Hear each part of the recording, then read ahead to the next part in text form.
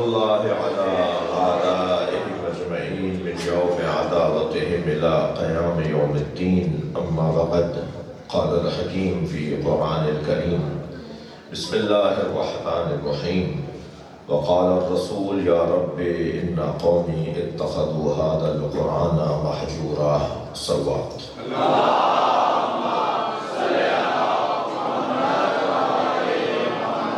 التماس ہے سورہ فاتحہ 3 مرتبہ سورہ اخلاص. مرحوم مغفور سید وقار احمد زیدی بن سید غفار احمد زیدی، سیدہ شمیم زہرا زیدی بن سید غفار احمد زیدی، سیدہ ناہید زہرا زیدی بن سید غفار احمد زیدی، سیدہ سرور سلطانہ زیدی بن سید عاطف حسین زیدی، سید تنویر حسین زیدی بن سید عاطف حسین زیدی، اور نوجوان سال سید احسان حیدر زیدی، حاضرین کے مرحومین شہدائے ملت، سعادت شاہ صاحب کی پچھلے میں رحلت ہوئی، تمام مرحومین کو جو نام لیے جو آپ کے ذہنوں میں ہیں، سب کو شامل سورہ فاتحہ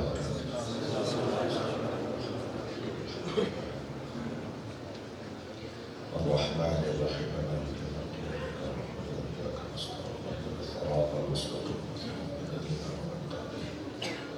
غیر المغضوب علیہم ولا الضالین. بسم اللہ الرحمن الرحیم. قل هو اللہ احد اللہ الصمد لم یلد ولم یولد ولم یکن له کفوا احد. بسم اللہ الرحمن الرحیم. قل هو اللہ احد اللہ الصمد لم یلد ولم یولد ولم یکن له کفوا احد.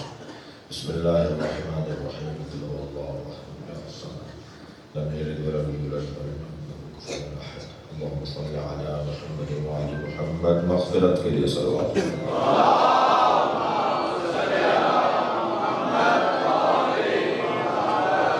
سورہ مبارکہ الفرقان ہے، آیت کا نشان 30 ہے، اور اللہ اپنے حبیب کے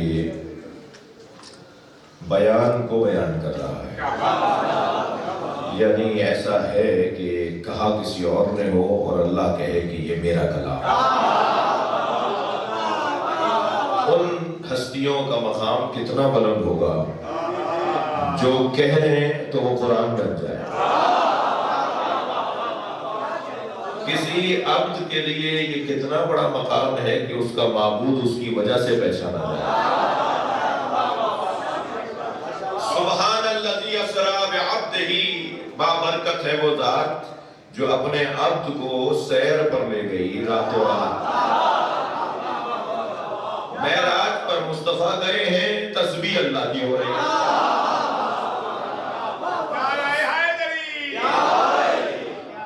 بھئی مقام تو سرکار کو ملا. معراج پر سرکار تشریف لے گئے، اللہ آپ کو شفا عطا فرمائے. سرکار معراج پر گئے ہیں اور تعریف اللہ کی ہو رہی ہے. جی، قرآن پورا ایک طرف اور سورہ الحمد مکمل ایک طرف. قرآن کے برابر کا سورہ ہے، پورے قرآن کے وزن کا سورہ ہے سورہ الحمد. یعنی 6400 کچھ، مشہور ہے 6600 کچھ، لیکن 6400 کچھ آیات ایک طرف، اور 7 آیتیں الحمدللہ رب العالمین سے لے کر ولا الضالین تک، یہ ایک طرف. دونوں کو رکھیں ترازو کے پلڑے میں تو سورہ الحمد کا وزن زیادہ ہے.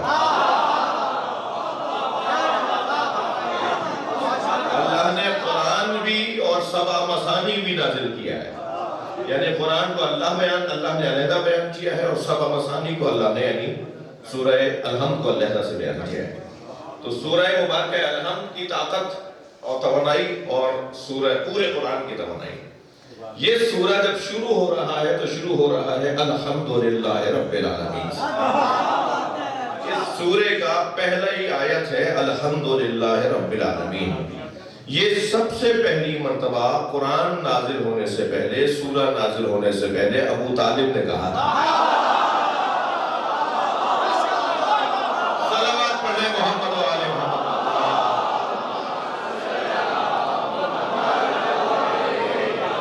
اللہ کو اتنا اچھا لگا یہ اپنا ذکر. اللہ کا ذکر ہے نا الحمدللہ رب العالمین. اللہ کو یہ اپنا ذکر اتنا اچھا لگا کہ الفاظ ابو طالب کے تھے آ گئے قرآن میں.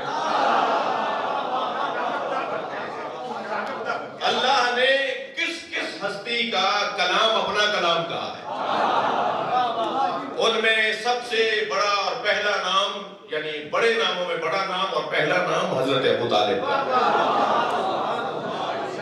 حضرت عیسیٰ کے الفاظ کو بھی اللہ نے قرآن میں جگہ دی ہے جی، جہاں حضرت عیسیٰ فرماتے ہیں السلام علیہ، آپ کوئی کہہ دے سلام ہو میرے روز ولادت پر، یہ قرآن ہے، اللہ کا کلام ہے، مگر اللہ کا نہیں ہے، ورنہ اللہ کی تو ولادت ہی نہیں ہوتی۔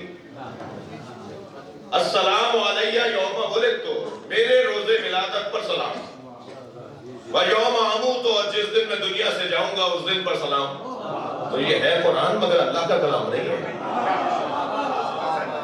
جس کے ہاں موت اور زندگی پائی جائے وہ اللہ نہیں ہوتا، جس کے ہاں ولادت اور رحلت پائی جائے وہ اللہ نہیں ہے۔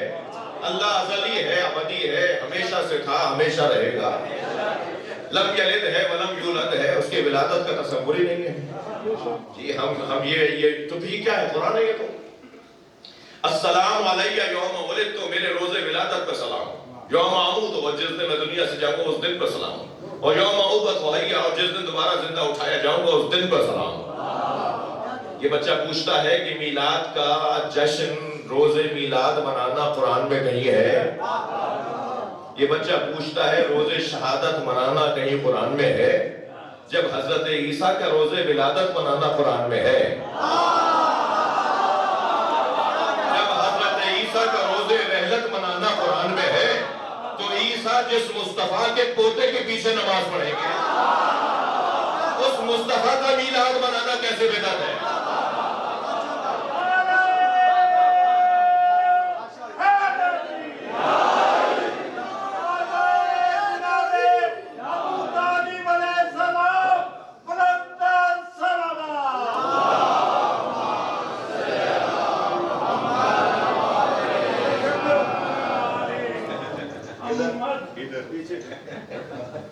ایک صلوات اور نبی کی ذات،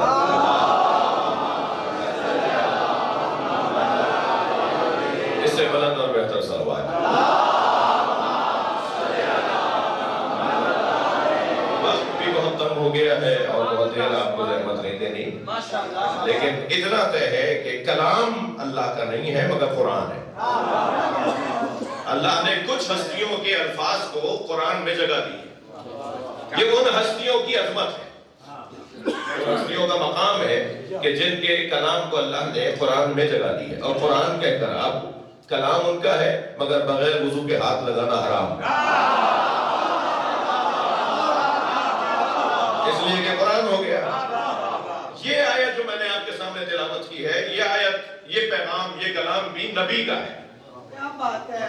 وَقَالَ الرَّسُولُ يَا رَبِّ إِنَّا قَوْمِي اتَّخَذُوا هَذَا الْقُرْآنَ مَهْجُورًا، اور رسول کہیں گے، قیامت میں شکایت کریں گے، اپنی امت کی شکایت کریں گے۔ اللہ اکبر، بھئی یہ قرآن نہیں ہوتا نا، آیت نہیں ہوتی، سورہ فرقان آیت نمبر 30 میں تو حوالہ دے رہا ہوں نا، ابھی سب کے پاس موبائل ہے، سرچنگ پہ ڈال دیا گوگل سے، آپ کو آیت کا نشان بھی مل جائے گا، پوری اس سے پہلے اور اس سے بعد والی آیت مل جائے گی۔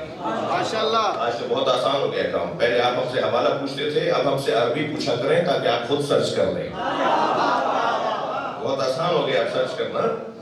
اب حوالہ پوچھنے کی ضرورت نہیں، آپ بس اتنا کہا کریں کہ مولانا ذرا یہ جو روایت سنا رہے ہیں اس کا کوئی ایک لفظ عربی کا سنا دیجیے، تو یہ تو آپ کا حق ہے نا کہ مجھ سے عربی مانگیں، ممبر کا معیار کیسے اونچا ہوگا؟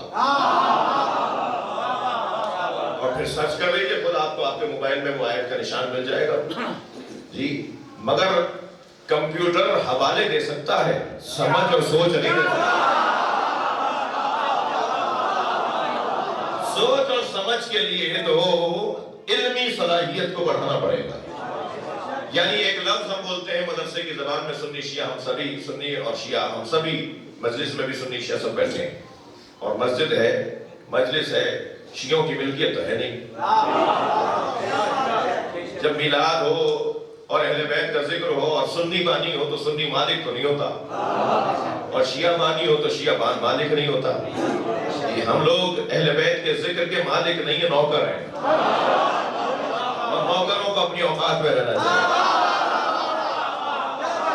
مالک کے مہمانوں کا خیال کرنا چاہیے۔ تو یہ جو سرکار اللہ سے شکایت کریں گے، کب کریں گے؟ قیامت میں شکایت کریں گے۔ وقال رسول، اور رسول کہیں گے قیامت میں کہیں گے کہ یا رب ان قومی اتخذوا ھذا القرآن مہجورا. اب جو ترجمہ سب نے کیا ہے وہ ترجمہ میں پہلے کروں گا. ترجمہ یہ ہے کہ نبی شکایت کریں گے قیامت میں کہ یا اللہ اے میرے رب میری قوم نے میری امت نے قرآن کو چھوڑ دیا تھا, قرآن نہیں پڑھتی تھی. ایثار ثواب کی مجلس ہے. قرآن خوانی اور قرآن پڑھنا کتنا ثواب ہے اس کا بیان بہت ہی حسین اور روشن ہے. قرآن پڑھنے آئے ہم وقار احمد زیدی کے مجلس ترہیم کے اندر, مگر یقین جانیے کہ خود بخود آٹومیٹکلی ہمارے مرحومین کو بھی قرآن کا ثواب پہنچ رہا ہوگا. یعنی ہم آئے تھے ان کی مجلس ترہیم میں قرآن پڑھنے, لیکن خود بخود ہمارے مرحومین کو بھی ثواب پہنچے گا. اور وہ روایت تو آپ نے بارہا سنی ہے کہ معصوم قبرستان سے گزرتے ہوئے ایک قبر کی طرف اشارہ کر کے فرماتے ہیں کہ اس قبر پہ عذاب ہو رہا ہے. پھر جب واپس آئے تو آپ نے اسی قبر کی طرف اشارہ کر کے فرمایا کہ اب اس پہ رحمتیں برس رہی ہیں. تو اصحاب نے پوچھا مولا ابھی کچھ دیر پہلے اس پر آپ نے فرمایا عذاب ہو رہا ہے, اب آپ نے فرمایا اس پہ رحمت ہو رہی ہے. تو فرمایا کہ اس کا بچہ اس قابل ہو گیا ہے کہ وہ اللہ کا کلام قرآن پڑھے. اس نے پہلی مرتبہ قرآن پڑھنا شروع کیا ہے تو اللہ فرشتوں سے یہ کہتا ہے کہ جس کی اولاد میرا کلام پڑھ رہی ہو, میری رحمت کا تقاضا یہ ہے کہ میں اس کے باپ پر رحمتیں نازل کروں. قرآن خوانی کی اہمیت اور فضیلت میں بہت کچھ مجھ طالب علم کے ذہن میں ہے, لیکن وہ بات کیا بات ہے کہ جناب زہرا نے اگر وصیت فرمائی مولا علی سے تو اس نے فرمایا یا علی شب اول قبر میری قبر پر بیٹھ کر قرآن پڑھنا. لہذا سیدہ قرآن خوانی کا حکم اور تعلیم اور سفارش اور ہدایت کر رہی ہے اور مولا سے فرما رہی ہے میری قبر پہ قرآن پڑھنا. تو ہم اپنے مرحومین کی قبروں پہ جا کے قرآن پڑھیں کہ ہمیں نبی اور آل نبی سے تعلیم ملتی ہے. کچھ لوگ ہمارے مامے والے وہ کہہ رہے ہیں کہ قرآن خوانی سارے ثواب کا کوئی فائدہ اللہ مجھے ہدایت عطا. مجھے اسے کہنا پڑا کہ مائیں کچھ لوگ بیٹھے انہوں نے سنا تو وہ سوال کرے اب اگر آپ چھوڑ دیا چھیڑ دیا تو اس کی بات کریں. میرے خیال سے یہ دو میں نے روایتیں سنائی ہیں یہی کافی ہے. صلوات پڑھ لیں ذرا محمد.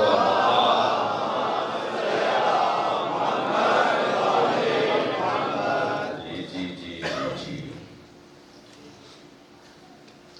اس مسجد کا پتہ ہونا اور اس پہ نماز نہ پڑھنا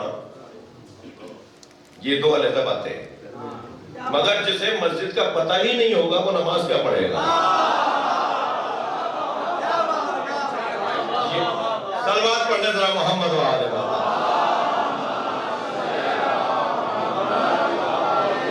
اب اگر کوئی نماز نہ پڑھتا ہو اور اسے یہ کہا جائے کہ مسجد کا پتہ لگانا بھی کوئی فائدہ نہیں ہے.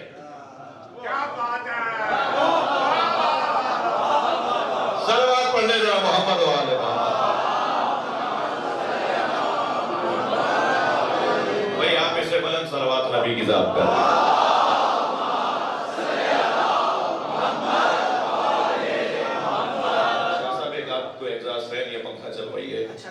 ایک اور نبی اور آل نبی پہ صلوات.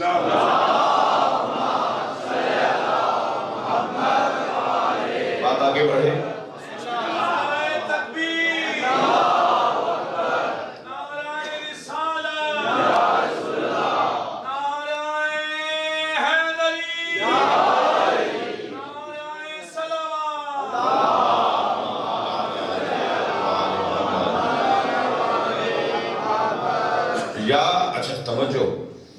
یعنی نبی قیامت میں اللہ سے شکایت کریں گے. میرے ساتھ ہیں آپ؟ نبی قیامت میں اللہ سے شکایت کریں گے کہ میری قوم نے قرآن پڑھنا چھوڑ دیا تھا, قرآن کو چھوڑ دیا تھا. یہ وہ ترجمہ ہے جو سب نے کیا ہے. پہلے تو میں طالب علم یہ سوچنے پہ مجبور ہوں کہ رحمت للعالمین اور شکایت جچتی نہیں ہے. میں سمجھنا چاہ رہا ہوں तालिब इल्म हूँ, तफसीर जानना चाहता हूँ। जो रहमतुल लिल आलमीन हो वो तो माफ करता है, दरगुजर करता है। इसीलिए सरकार, तवज्जो, इसीलिए सरकार ने कभी तलवार हाथ में नहीं ली, इसलिए कि जिसके हाथ में तलवार हो, तलवार कोई और पैगाम देती है, रहमत कोई और पैगाम देती है। तो सरकार तलवार को हाथ नहीं लगाते थे। और आप खैमे में तशरीफ फरमा होते थे और जिनको तलवार दी थी वो आप जानते हैं किनको दी थी। और तलवार जिन्हें दी थी उन्हीं के हाथ में जश्ती भी थी।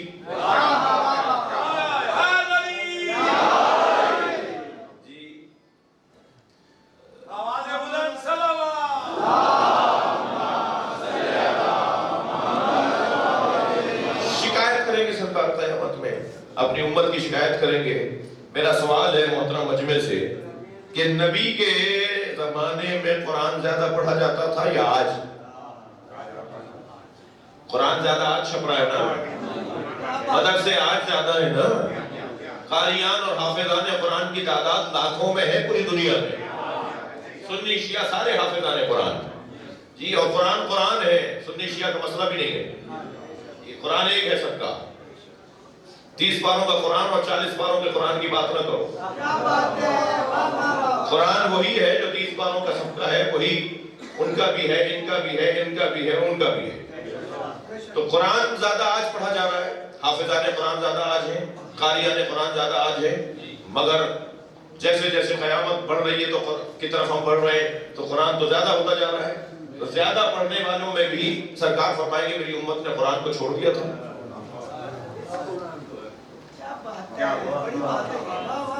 ये जो नबी शिकायत करेंगे, मसला तर्जुमे में आ रहा है।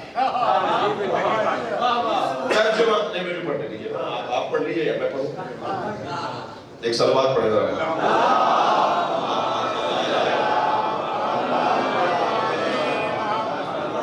तवज्जो है, डिस्टर्ब नहीं करे ना, पढ़ने दें मजलिस। मुझे बताया आपसे ज्यादा काबिल इस मजलिस में कोई भी नहीं है।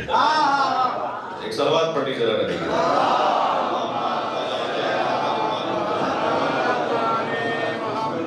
क्या हुआ, सलवात तो पूरी पढ़िए।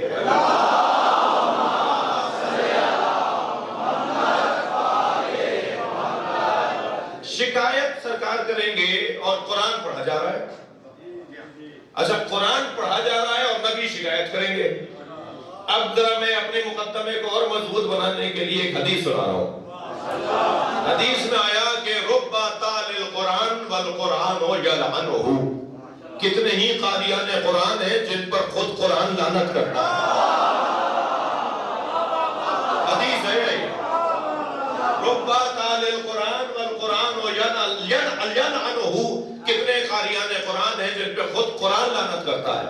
उधर नबी फरमा रहे मेरी उम्मत ने कुरान छोड़ दिया, उधर कुरान के लिए फरमा रहे, खुद फरमा रहे कि कुरान लानत करता है जो कुरान कितने पढ़ने वाले हैं कुरान। तो अब मसला कुछ और है, तर्जुमे में मसला है। आयत का तर्जुमा ये नहीं जो हुआ, तर्जुमा ये है वक़ाल रसूल या रब्बे इन्ना कौमी इत्तखज़ू हाज़ल कुरान, या अल्लाह मेरी कौम ने इस कुरान को ले लिया था महजूरा अली के बगैर।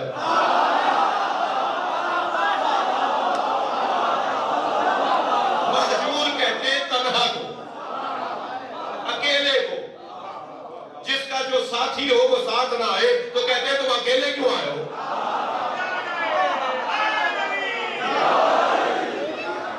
दो लोगों को आना था, एक आए और दूसरा ना आए, तो कहा जाता है तन्हा आया है। नबी फरमा रहे मेरी कौम ने कुरान को तन्हा ले लिया था, मैंने कुरान तन्हा दिया नहीं था, अली के साथ दिया।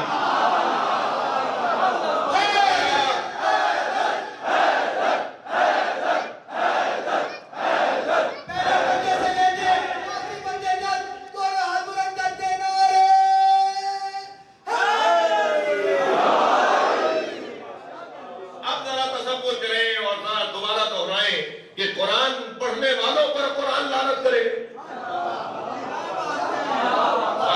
यही कुरान लानत करेगा कि तुम मुझे तो पढ़ रहे हो मगर अली को नहीं पढ़ रहे हो।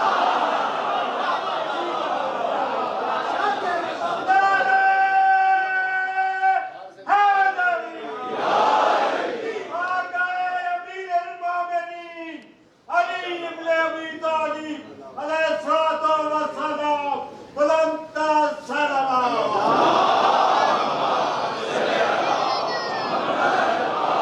بھائی ہمارے ان بزرگ کے لیے اور ان کی صحت کے لیے ایک صلوات میری طرف سے دیا.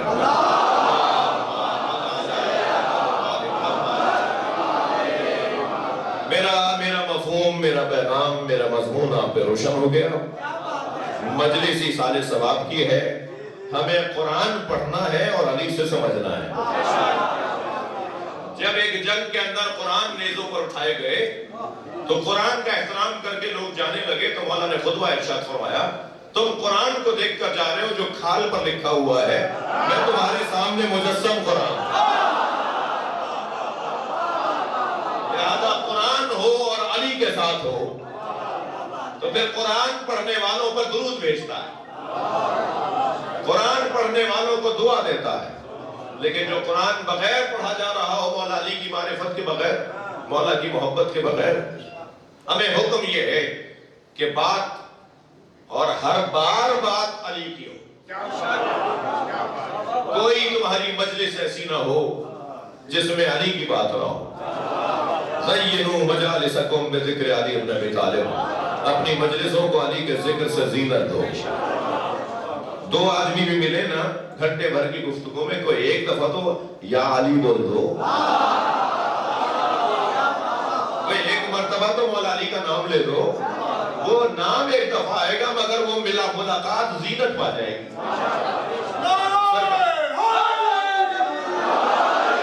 سرکار یہ چاہتے ہیں، نبی یہ چاہتے ہیں کہ ہر ملاقات، مسلمان کی ہر ملاقات میں علی کی بات.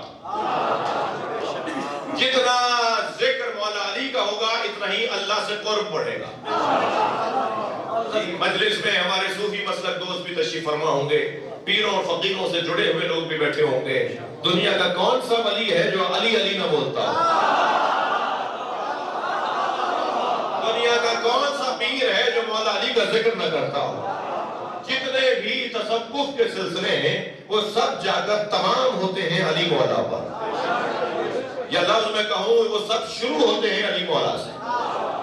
جتنے بھی ان کے اساتذہ ہوتے ہیں اور جن سے اجازہ ہوتا ہے ان کے پاس اور جن سے بیعت ہوتی ہے ان کے پاس، وہ سلسلہ جاتے جاتے پہنچتا ہے علی بن ابی طالب پر.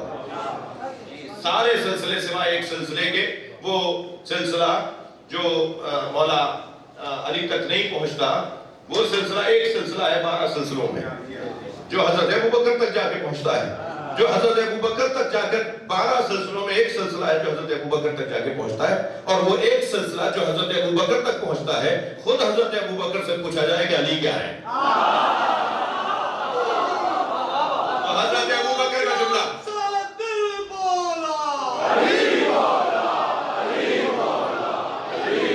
حضرت ابوبکر کا جملہ میں آپ کو سنا رہا ہوں. وہ فرماتے ہیں لم تلد النساء مثل علی بن ابی طالب. کائنات میں کوئی ماں ہی نہیں ہے جس نے علی جیسا بچہ جنا.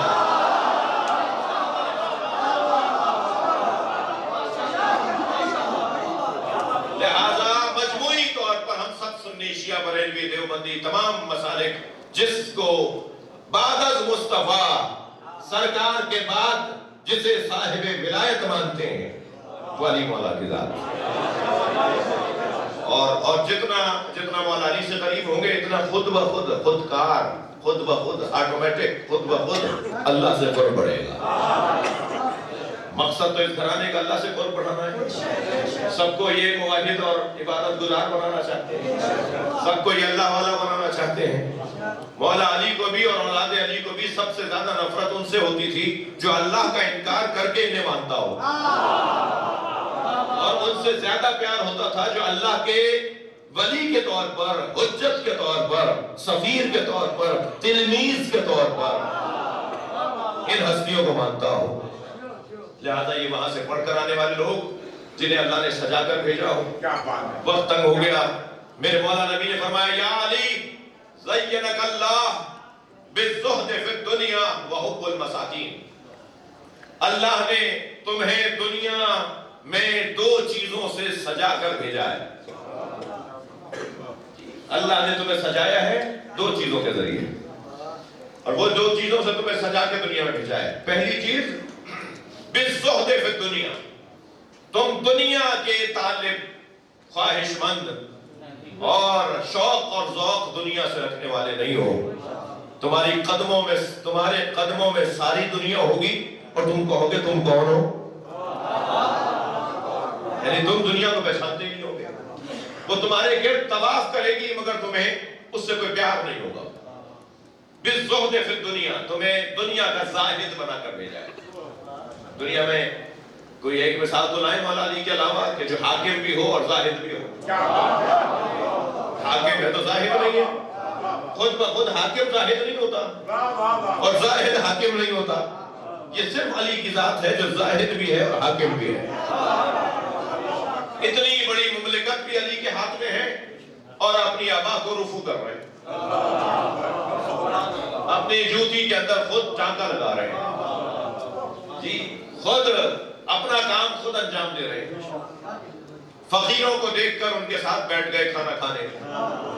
ایک فقیر نے اپنی روٹی بڑھائی تو فرمایا صدقہ مجھ پہ حرام ہے، میں اپنی روٹی اپنے ساتھ رکھتا ہوں۔ پھر اپنے سامان میں سے، اپنے تھیلے میں سے ایک رومال نکالا جس میں روٹی بندھی ہوئی تھی اور اس رومال پر 4 گرہیں لگی ہوئی تھی۔ ایک کھولی، فقیر دیکھ رہے ہیں کہ گرہوں پہ گرہیں لگی ہوئی ہیں، دوسری کھولی، تیسری کھولی، تو چوتھی کھلنے سے پہلے ایک فقیر نے کہا یا علی اس میں کیا ہے؟ ظاہر ہے اتنی گرہیں تو قیمتی اور مہنگی اور لذیذ چیزوں پہ ہی شاید لگائی جائے۔ جب مولا نے چوتھی گرہ کھولی تو اس میں سوکھی روٹی تھی، تو کہا جی روٹی بھی سوکھی نکلی ہے اور آپ نے گرہیں اتنی زیادہ لگائی ہوئی ہیں۔ تو فرمانے لگے میں زیادہ گرہ اس لیے لگاتا ہوں کہ حسنین اس میں روغن لگا دیتے ہیں۔ بالزہد فی الدنیا، جی جب آبا کے اندر جگہ نہیں بچی پیوند لگانے کی تو رفوگر درزی وہ کہنے لگا کہ اس میں اب جگہ نہیں ہے، تو حضرت نے اسے بدلتے ہوئے فرمایا یا اللہ گواہ رہے میں نے اسے نہیں چھوڑا، اس نے مجھے چھوڑا ہے۔ والی بالزہد فی الدنیا، زاہدوں کو اگر سبق لینا ہے تو جو سکھائے گا اسے علی کہتے ہیں۔ زاہد کسے کہتے ہیں میرے بچوں جوانوں، ایصال ثواب کی مجلس ہے، کچھ نصیحت سن لو۔ زاہد ایک درویش ایک عارف کے پاس آیا، کوفے کے اندر ان سے ملاقات ہوئی مسجد سہلہ میں۔ سید علی قاضی کا قصہ ہے۔ سید علی قاضی نے دیکھا کہ ٹائم ہو گیا ہے مولا علی کو سلام کرنے کا، روزانہ مولا کی بارگاہ میں سلام کرنے جاتے ہیں، تو یہ بھی ساتھ ساتھ ہوا فقیر درویش مولا علی کے۔ آدھے رستے میں اسے یاد آیا کہ اپنا کشکول وہیں چھوڑ کر آ گیا جہاں سید علی کے ساتھ بیٹھا ہوا تھا مسجد سہلہ میں۔ کہنے لگا میرا کشکول وہاں رہ گیا ہے۔ سید علی نے کہا ہم مولا کو سلام کریں گے پھر واپس آئیں گے، تمہارا کشکول کہیں نہیں جائے گا، کوئی نہیں اٹھائے گا۔ کہنے لگا نہیں اس کے بغیر میرا گزارا نہیں ہے، مجھے تو چشمہ میں نہیں لگاؤں تو مجھے پریشانی ہو جاتی ہے، انگوٹھی آج مل نہیں رہی تھی تو مثال ہے تو مجھے پریشانی ہو جاتی ہے کہ اس کے بغیر کیسے جاؤں باہر، میری مخصوص چپل ہے تو وہ نہیں پہنوں تو دل نہیں کر رہا تو باہر جانے کو، جی خوشبو نہیں لگائی تو مثلاً کتنے اسیر ہیں ہم، کتنی چیزوں کے اسیر ہیں، چھوٹی چھوٹی چیزوں کے ہم اسیر ہیں، ان کے بغیر ہمارا گزارا نہیں ہے، ان کے بغیر ہم باہر ہی نہیں نکل سکتے۔ سید علی قاضی نے کہا ہم واپس جائیں گے، کشکول تمہیں مل جائے گا، کوئی نہیں لے کے جائے گا۔ کہنے لگا نہیں اس کے بغیر میرا گزارا نہیں ہے۔ سید نے کہا اسی کو دنیا داری کہتے ہیں۔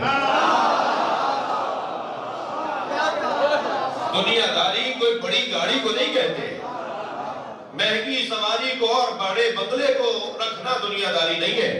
یہ میں فلاں موزے پہنتا ہوں اور فلے نہیں پہنتا اور اس کے بغیر میرا گزارا نہ ہو رہا ہو، یہی دنیا داری ہے۔ اور جب چاہوں میں اپنی لذتوں سے ہاتھ اٹھا لوں، جب چاہوں میں اپنی عادتوں سے ہاتھ اٹھا لوں، یہ ہے زہد۔ بھائی زہد کی تعریف اسی منبر سے تو ہوگی نا۔ مولا کائنات کی صفت بارز ہے زاہد ہونا۔ نبی فرماتے ہیں زینک اللہ بالزہد فی الدنیا، تمہیں دنیا میں اللہ نے زاہد بنا کر سجا کر بھیجا ہے، وحب المساکین، اور تمہیں اللہ نے سجا کر بھیجا ہے کہ تمہیں مسکین اچھے لگتے ہیں، تمہیں فقیروں سے پیار ہے۔ علی فقیروں سے پیار کرنے والے، علی مسکینوں سے پیار کرنے والے۔ مالک اشتر، تب ہو گیا وقت میرے پاس، مالک اشتر جاگیردار صحابہ کرام میں سے تھے، پیسے والے صحابی تھے، خاندانی پیسے والے تھے۔ ظاہر ہے وہ نبی مکرم کی حیات طیبہ میں کم سن تھے اور سرکار کی انہوں نے زیارت کی تھی اور مولا کائنات کے ساتھ رہے اور مختلف ادوار میں رہے، تو دیدار اور زیارت مصطفیٰ کرنے کے ناطے وہ صحابی تھے اور جاگیردار تھے، یمن کے رہنے والے تھے، خوب پیسہ تھا، اچھی سواریاں تھیں، گھوڑے ان کے پاس اچھے تھے، جائیدادیں اور زمینیں تھیں۔ وہ کہتے ہیں کہ جب میں علی کو مسکینوں سے پیار کرتے ہوئے، یعنی علی بجھے سے ہیں امت کے کسی درد میں، اچانک کوئی مسکین آ جاتا تھا تو علی کے چہرے پہ رونق آ جاتی تھی، اچانک کوئی فقیر آ جاتا تھا تو علی کے چہرے پہ رونق آ جاتی تھی، یعنی فقیروں اور مسکینوں کو دیکھ کر علی حشاش بشاش، چہرے پہ رونق علی کے باہر ہو جاتی تھی۔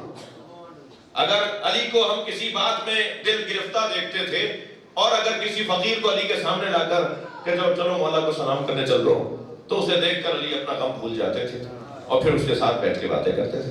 تو مالک کا بڑا حسین جملہ ہے، مالک کہتے ہیں کہ علی کا فقیروں سے پیار جب بھی میں نے دیکھا تو ایک خیال میرے ذہن میں بار بار آیا، کاش میں بھی فقیر ہوتا۔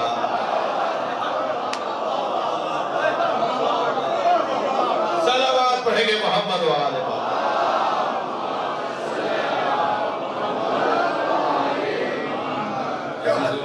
عزیزو، جس علی کی ہم بات کر رہے ہیں اس علی کی ہی تو بات علی ہے۔ سب سے بلند بات اگر کسی کی ہے، بعد از نبی اگر کوئی بلند ہے تو وہ اپنے کردار میں، اپنی آفاقیت میں، اپنی ولایت میں علی ہیں۔ چلیے علی کے بچوں کے ساتھ کیا ہوا، کچھ دیر کے لیے میرے ساتھ کربلا آ جائیے، 2-3 جملے بولوں گا اور مغفرت کی دعا کریں گے۔ حسین کربلا میں لاشیں اٹھا رہے ہیں، مگر لاشیں ایسے کہ جن کا بیان بہت مشکل ہے، سوچتے ہیں تو ہمارے حالت ہماری غیر ہوتی ہے۔ ان لاشوں میں عزاداروں ایک لاشا جس کے امام حسین اٹھا کر لائے، وہ چھوٹا بہت تھا، مگر سنیں گے وہ حسین سے اٹھتا نہیں تھا۔ کبھی آگے جاتے تھے انا للہ، کبھی الٹے پیر واپس آتے تھے رضاً بقضائہ و تسلیما لامرہ، اور پھر ڈھونڈ رہے تھے کہ اس بچے کی ماں کہاں ہے۔ جب خیمے کے قریب گئے تو سوچا ماں دیکھیں گی تو مر جائے گی، واپس ہونے لگے تو خیال آیا کہ اگر ماں نے پوچھا میرا بچہ کہاں چھوڑا ہے تو میں ماں کے بغیر اسے دفنا دوں یا ماں کے ساتھ اسے دفناؤں۔ اس کیفیت میں امام حسین کبھی آگے جاتے تھے کبھی پیچھے آتے تھے کہ ایک مرتبہ میرے مولا نے دیکھا کہ سامنے خیمے سے پردہ ہٹ رہا ہے، امام یہی سمجھے ہوں گے کہ اس کی ماں باہر آ رہی ہے، مگر نظر ہی آیا کہ سکینہ کھڑی ہے۔ سکینہ بی بی نے دیکھا جو بھائی کچھ دیر پہلے پیاس سے تڑپ رہا تھا وہ اب بابا کی گود میں سو رہا ہے، تو وہیں سے آواز دے کر کہا بابا میں بھی پیاسی ہوں، اجرکم اللہ، بابا مجھے بھی پانی پلا رہی ہے۔ اب حسین کیا بتائیں کہ کیسا پانی پلایا ہے، مگر جیسے ہی بچی کی آواز بلند ہوئی نا تو ماں در خیمہ پر، جناب رباب در خیمہ پر آ گئی۔ امام نے دور سے جناب رباب کو دیکھ کے فرمایا رباب بتاؤ میں کون ہوں؟ عجیب سوال ہے جو اپنی زوجہ سے کر رہے ہیں، حسین اپنی ہی زوجہ سے پوچھ رہے ہیں بتاؤ میں کون ہوں؟ جناب رباب نے فرمایا آپ میرے مولا ہیں، آپ حجت خدا ہیں، آپ امام ہیں۔ امام نے جیسے یہ جملے سنے ابا کا دامن ہٹا دیا۔ ایک ماں نے خون میں لت پت بچہ دیکھا، ننھے لبوں پر لب رکھ دیے اور بوسہ دے کر کہا اے میرے لال، عرب تو اونٹنی کو بچے کو بھی مہر نہیں کرتا، کیا تجھ جیسوں کو مہر دیا جاتا ہے؟ چلو رباب اسے قبر کے حوالے کر دے، یہ ننھی سی جان گھوڑوں کے قدموں کو برداشت نہیں کر پائے گا۔ الا لعنت اللہ علی قوم الظالمین۔ یا اللہ ان آوازوں پر رحمت نازل فرما، آئے ہوئے تمام سنی شیعہ بھائیوں کے رزق میں عزت میں اضافہ فرما۔ ہماری عاقبت بخیر فرما، مرحومین مغفورین جن کے نام ابتدا میں لیے ان کے درجات کو بلند فرما، ان کی کوتاہیوں سے درگزر فرما۔ حاجات مند یہاں بیٹھے ہیں، ہم سب فقیر ہیں، ہم سب کو اس بارگاہ سے کچھ نہ کچھ حاجت ہے، کچھ نہ کچھ طلب ہے۔ یا اللہ ان سب کی حاجات کو پورا فرما، امام زمانہ کے ظہور میں تعجیل فرما۔ ایک مرتبہ پھر سورہ فاتحہ کی التماس ہے۔ بسم اللہ الرحمن الرحیم، صراط الذین انعمت علیہم، بسم اللہ الرحمن الرحیم، اللہم صل علی محمد وعلی محمد۔ مغفرت کے لیے صلوات۔